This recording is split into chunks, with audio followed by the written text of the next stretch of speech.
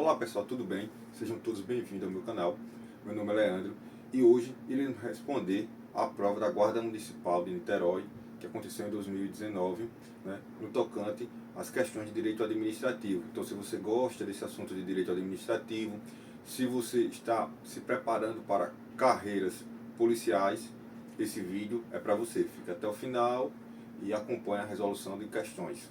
A primeira questão, eu vou ler aqui para vocês.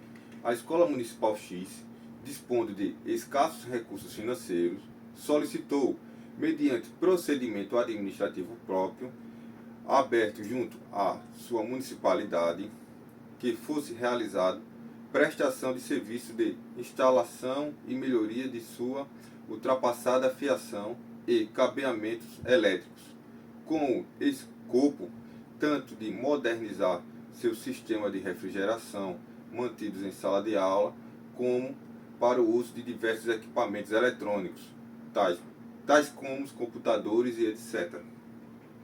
Após 2 anos, aproximadamente, a Escola Municipal X ainda aguardava por uma resposta e por uma solução adequada para o aludido pleito que poderia ter sido atendido.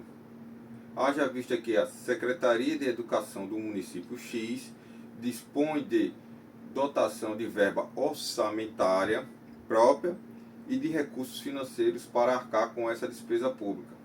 À luz do exposto, a administração pública municipal, ao deixar de atender em tempo hábil o referido pedido, não atendeu ao princípio constitucional da...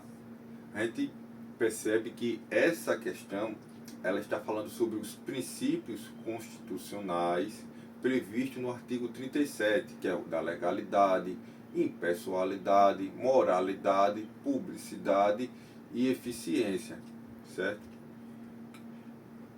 A questão aqui, não, o princípio que não foi atendido é o princípio da eficiência, e eu vou demonstrar a vocês o porquê. Você observe, foi feita uma solicitação e após 2 anos, mesmo a secretaria tendo recursos financeiros próprios, não atendeu esse pleito.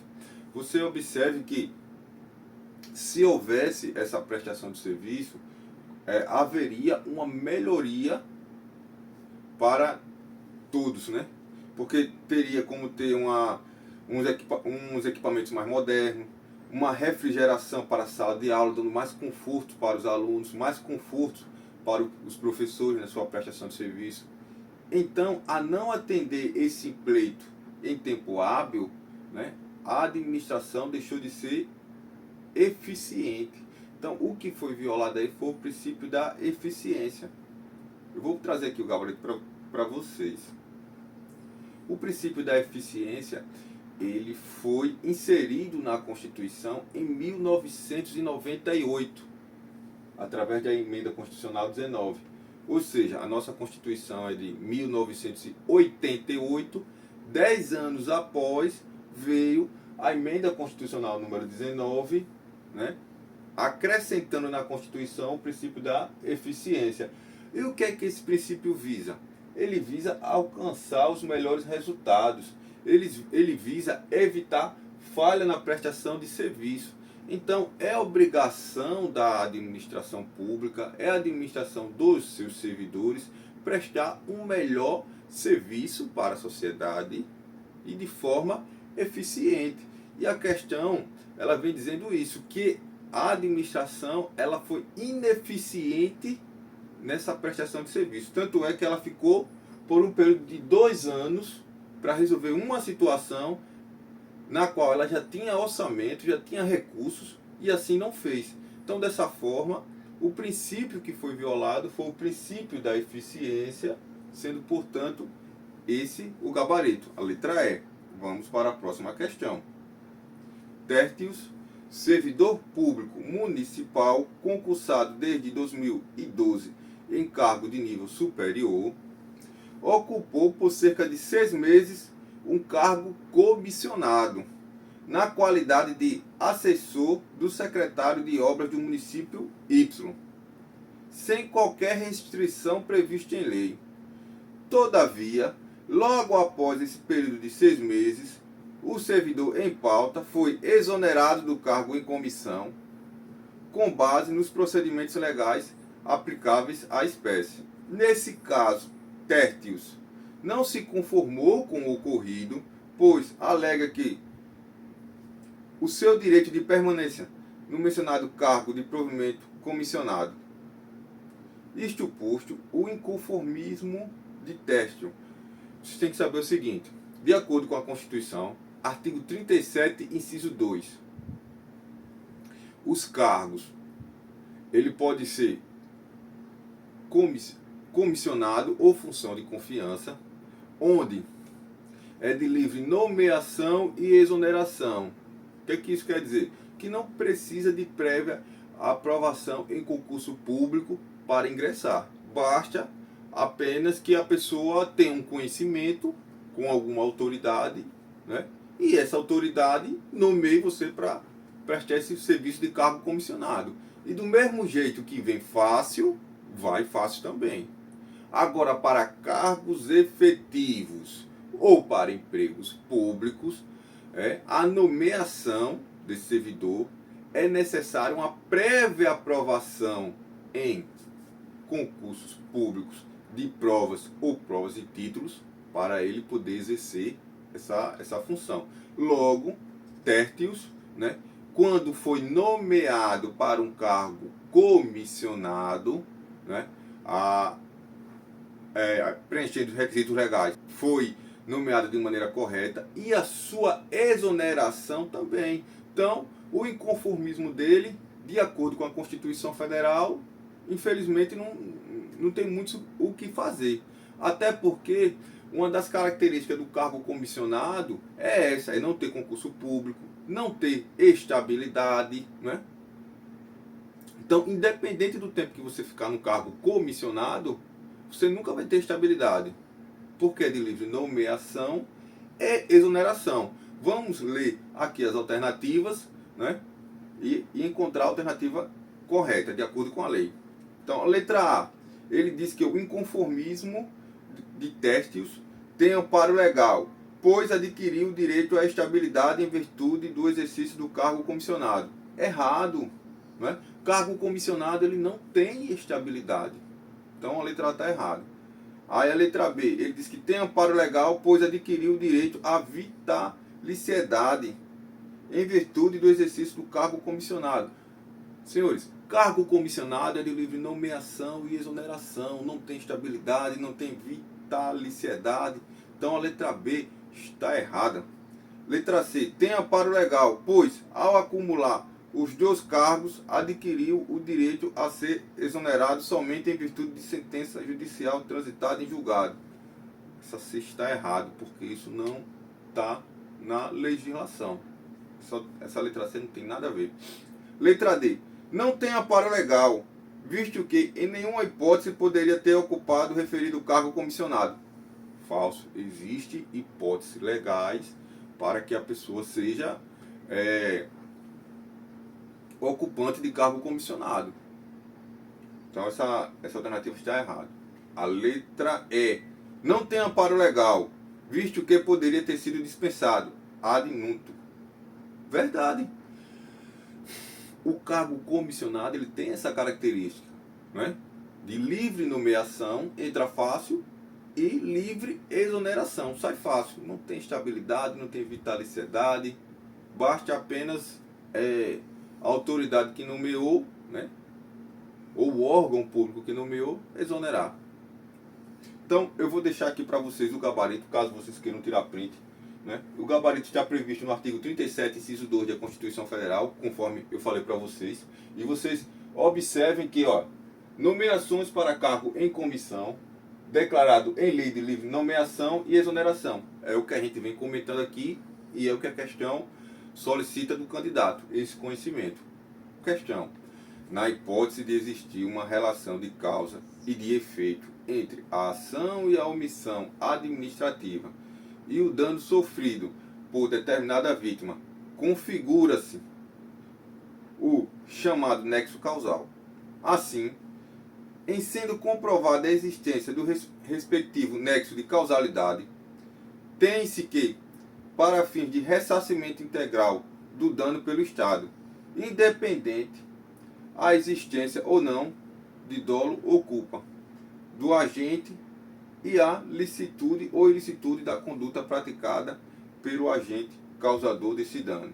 Nesse caso, conclui-se que o Estado responderá por tais danos. Pessoal, essa questão ela exige que o candidato tenha conhecimento sobre a responsabilidade civil do Estado, visto no artigo 37, parágrafo 6º da Constituição Federal. E ele diz mais ou menos o seguinte, né? Que o Estado ele vai responder pelas condutas dos seus agentes, pelas condutas dos órgãos públicos, né? E se um dos seus agentes causar um prejuízo a um terceiro, né? E esse prejuízo tenha um nexo de causalidade, né, entre a conduta e o prejuízo de terceiros, o Estado vai ter que ser responsabilizado. O Estado vai ter que indenizar, né? E essa responsabilidade é uma responsabilidade objetiva, né? Independente de dolo ou culpa do agente, ele vai ter que responsabilizar. Eu vou trazer um exemplo. Imagine que você tem um carro. Você colocou o seu carro em frente à sua porta, num local que é permitido estacionar, e você entrou em casa. Quando você volta, né, para a porta da sua casa, vem uma ambulância do Estado em alta velocidade, o motorista perde o controle e bate no seu carro. Então, de acordo com o artigo 37, parágrafo 6º, você tem o dever de processar o Estado. Você não vai processar o motorista da ambulância, nesse exemplo. Você vai processar o Estado para que o Estado venha reparar o seu dano. Porque houve a conduta da ambulância, houve o prejuízo no seu carro e há um nexo de causalidade. Então, essa responsabilidade é uma responsabilidade chamada objetiva. Então, de acordo com as alternativas, né, a resposta é letra A. Né? O Estado vai responder por tais danos de forma objetivamente. Eu trouxe até um gabarito aqui, caso vocês queiram tirar print, e até vou ler com vocês. Olha. A teoria objetiva da responsabilidade civil do Estado é a regra do ordenamento jurídico brasileiro, de acordo com o artigo 37, parágrafo 6º da Constituição Federal. É o que eu acabei de explicar a vocês. A responsabilidade civil objetiva do Estado implica que o Estado tem o dever de indenizar e reparar o dano. Ora, bolas, isso aqui é lógico. Todo mundo que convive em sociedade tem que ter responsabilidade. A pessoa física tem que ter responsabilidade. A pessoa jurídica, que é uma empresa, tem que ter responsabilidade. E o Estado, principalmente. E o Estado, através de seus agentes, através de seus órgãos públicos, causar prejuízo a terceiro, ele vai ter que indenizar, reparar aquele dano. Vamos para a próxima questão. Leonilda, há 5 anos ininterruptos, é professor concursado do município X e do estado Y, tendo graduação em curso superior de letras. Assim, ele leciona na qualidade de professor de língua portuguesa para 2 turmas do 8º e 9º anos do ensino fundamental 2, durante a manhã, junto a determinada escola municipal. Na rede pública do Estado, exerce suas funções como professor de literatura para uma turma do 2º ano do ensino médio de certa escola estadual.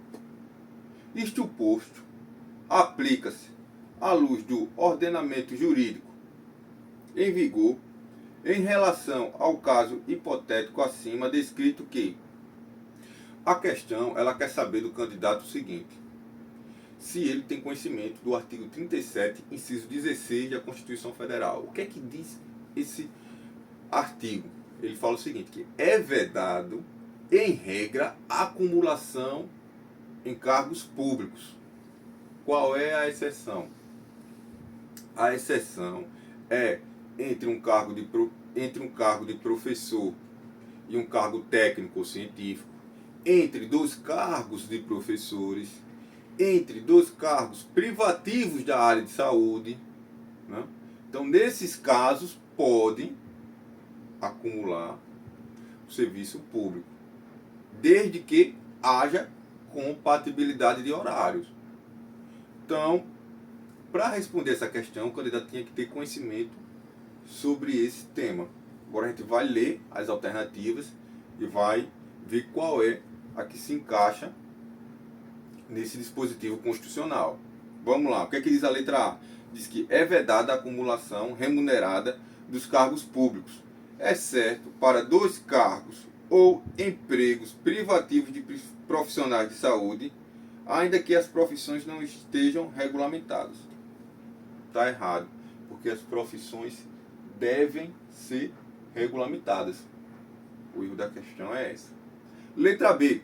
É vedada a acumulação remunerada de cargos públicos, exceto para os ocupantes de cargos e ou funções em empresas públicas ou em sociedade de economia mista e suas subsidiárias. A questão está errada porque, de acordo com a Constituição Federal, não pode se acumular cargos públicos em sociedade de economia mista, em empresas públicas. Só pode haver acumulação de cargos públicos efetivos, remunerados, quando estiver na hipótese de cargo de professor ou um cargo de técnico ou científico, ou dos cargos privativos de profissionais de saúde, e haver compatibilidade de horário. Portanto, a letra B está errada. Letra C. É vedada a acumulação remunerada de cargos públicos, exceto a de um cargo de professor com outro técnico ou científico. Espera aí. Essa questão está meio correta. Por quê? Porque faltou mencionar aqui que deveria também haver a compatibilidade de horário. Então, por enquanto, a gente não marca ela. Vamos ver a outra alternativa. A letra D. É vedada a acumulação remunerada de cargos públicos, exceto a de dois cargos de professor com outro técnico ou científico. Essa aqui, a D está errada, porque aqui ela está descrevendo uma conduta que não está na Constituição. Ela está dizendo o seguinte, que a pessoa pode ocupar até 3 cargos públicos. 2 de professor e mais um técnico ou mais um científico. Onde, na verdade, a Constituição diz que só pode ser um de professor com mais um técnico ou mais um científico. Então, portanto, a letra D está errada. Letra E. É vedada a acumulação remunerada de cargos públicos, exceto para de 2 cargos de professor quando houver compatibilidade de horários. Você observe que a letra E ela tem uma resposta mais completa, ela tem uma resposta de acordo com a Constituição. Portanto, a letra E é a alternativa verdadeira. O que é que a gente traz de aprendizado dessa questão aqui? A gente tem que ler todas as alternativas. Por quê? Porque se você pegasse um aluno afobado e fosse logo para a letra C, chegasse na alternativa C e dizer, olha, realmente ela está certa, porque diz aqui que a exceção é a de um cargo de professor com outro cargo técnico ou científico. Só que aqui esqueceu de dizer o seguinte, que tem que haver compatibilidade de horário. Então tem que ter muita atenção na hora de resolver as questões para não cair nesse tipo de pegadinha. Pessoal, tá aqui o gabarito. Eu vou deixar aqui, caso vocês que estão me assistindo queiram tirar print para depois ler esses incisos, certo? E vou aqui passar para a próxima questão. De acordo com o atual texto constitucional, certo é que a investidura em cargo ou emprego público depende de aprovação prévia em concurso público de provas ou de provas e títulos, não se aplicando essa norma jurídica para... Pessoal, a gente já falou sobre esse tema hoje, é o que está previsto no artigo 37, inciso 2 da Constituição Federal. que ela fala que para cargos em comissão não é necessário a aprovação prévia em concurso público de provas ou provas de títulos. Então, a alternativa que menciona isso é a letra D. Então, a resposta é a letra D. Os cargos de provimento em comissão não precisa de concurso público, de acordo com a Constituição Federal, tá certo? Porque é de livre nomeação e exoneração. Vamos lá. Uma vez constatada ilegalidade, certo é que o ato administrativo pode ser desfeito pelo próprio poder que o editou, ou ainda por força de determinação judicial. Nesse caso, o desfazimento deste ato ocorre por meio da questão. Ela traz um entendimento jurisprudencial. Ela fala da súmula 473 do STF, onde diz que atos ilegais devem ser anulados, ou a administração ela pode revogar um ato legal por conveniência e oportunidade. Você perceba que a questão fala aqui de ato ilegal. Então, todo ato ilegal ela deve ser anulado. Portanto, a resposta para essa questão é a letra B. Estou trazendo aqui a súmula para vocês. Se vocês quiserem, pode até tirar print disso aqui, porque essa súmula ela cai de forma recorrente, né, em questões de direito administrativo. Eu vou até ler para vocês, diante da importância dessa súmula, né? É a súmula 473 do STF. A administração pode anular seus próprios atos quando eivados de vícios que os tornem ilegais. Você veja que eu fiz questão de deixar em negrito ilegais e anular, porque quando o ato for ilegal, você já sabe que ele deve ser anulado. Ou revogar por motivos de conveniência ou oportunidade. Então, os atos ilegais serão anulados. A outra possibilidade que a administração tem é revogar atos por motivo de conveniência ou oportunidade. Essas palavras que estão em negrito são palavras-chave que caem à prova e você tem que ter em mente, tem que ter atenção para acertar e gabaritar a questão, tá certo? Agora vamos para a última questão. O Estatuto dos Servidores Civis Federais, que está previsto na Lei de número 8.112 de 90, em seu artigo 143 caput, dispõe que a autoridade que tiver ciência de irregularidade no serviço público é obrigada a promover a sua apuração imediata, mediante sindicância, assegurada ao acusado ampla defesa. À vista disso, essa norma jurídica, que impõe à autoridade administrativa o dever de apurar eventual irregularidade, inclusive com a possibilidade de rever atos administrativos praticados pelos seus subordinados, tem como fundamento o poder. Essa questão, que o candidato tenha conhecimento sobre os poderes da administração pública, né? Que pode ser poder regulamentar, poder hierárquico, poder vinculado, poder discricionário, poder de polícia, certo? E para acertar essa questão, o candidato ele deveria lembrar que o poder hierárquico ele tem algumas finalidades, dentre elas fiscalizar atos de servidores. O poder hierárquico ele tem como outra finalidade avocar, ele tem como finalidade revogar, ele tem como finalidade delegar, ou em alguns casos rever atos administrativos. Então a questão aqui ela fala o seguinte, ela pergunta qual o poder da administração pública onde um órgão público fiscaliza a conduta de um agente, a conduta do seu subordinado. É o poder hierárquico. Eu trouxe até aqui o gabarito para vocês, né? Algumas das atividades do poder hierárquico.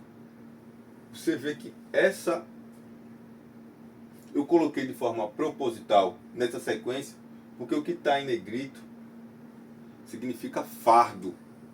Isso mesmo. Para você memorizar as características do poder hierárquico, você tem que lembrar desse mnemônico. Fardo de fiscalizar é uma característica do poder hierárquico. Avocar competências, rever atos inferiores, delegar competências a subordinados ou não subordinados e dar ordem aos subordinados. Então, essas características são características do poder hierárquico. Pessoal, se você gostou do conteúdo, se você achou interessante, comente aqui no vídeo. Comente também se você sentiu alguma dificuldade no tocante à resolução dessas questões. Coloque aqui no conteúdo se você pretende fazer concurso público nessa área, se você é estudante. Compartilhe esse conteúdo com pessoas que você acha que tem afinidade sobre o assunto e também deixe o like para fortalecer o canal. Abraços a todos e até a próxima.